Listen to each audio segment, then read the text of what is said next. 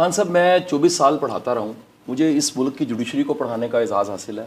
میں نے اس ملک کی فوج کو پڑھایا ہے, میں نے اس ملک کے حساس اداروں میں پڑھایا ہے, میں نے خان صاحب اس ملک کے ہر ادارے میں پڑھایا ہے. میرا پہچان میری ٹیچر ہے.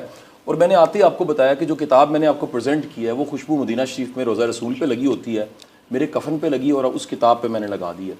خان صاحب میں اگر اپنے لیڈر سے, اس قوم کے لیڈر سے, خان صاحب سے ایک نصیحت اپنے لیے لینا چاہوں اور فیڈ بیک لینا چاہوں اور یہ پوچھنا چاہوں کہ کیا میرے جیسے ٹیچرز کو بھی سیاست میں آنا چاہیے کہ نہیں؟ دیکھیے قاسم, ایک ایرسٹوٹل کی بڑی فیمس سینگ ہے. اس نے کہا کہ اگر ایک معاشرے میں ظلم ہوگا نا تو ہر شہری سیاست میں آئے گا ظلم کا مقابلہ کرنے کے لیے, سوائے دو طبقے.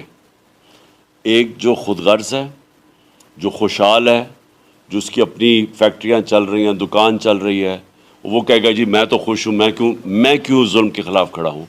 اور دوسرا جو بزدل ہے, جو جس طرح میں ہمیشہ مثال دیتا ہوں کہ کوفہ کے لوگوں کو پتہ تھا کہ حضرت امام حسین رائے حق پہ کھڑے ہیں, لیکن یزید کے ظلم کے خوف کی وجہ سے انہوں نے ان کی مدد نہیں کی.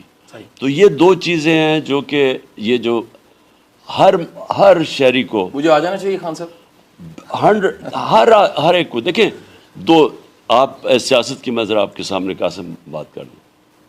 سارے اللہ کے پیغمبر سیاستدان تھے, صحیح جی, سارے رائے حق پہ تھے, حدیثیں سب نے سٹینڈ لیا تھا. لیکن خان صاحب میں مشکل سوال کرنے لیکن لیکن یہ نواز شریف اور زرداری بھی سیاستدان ہیں. جی.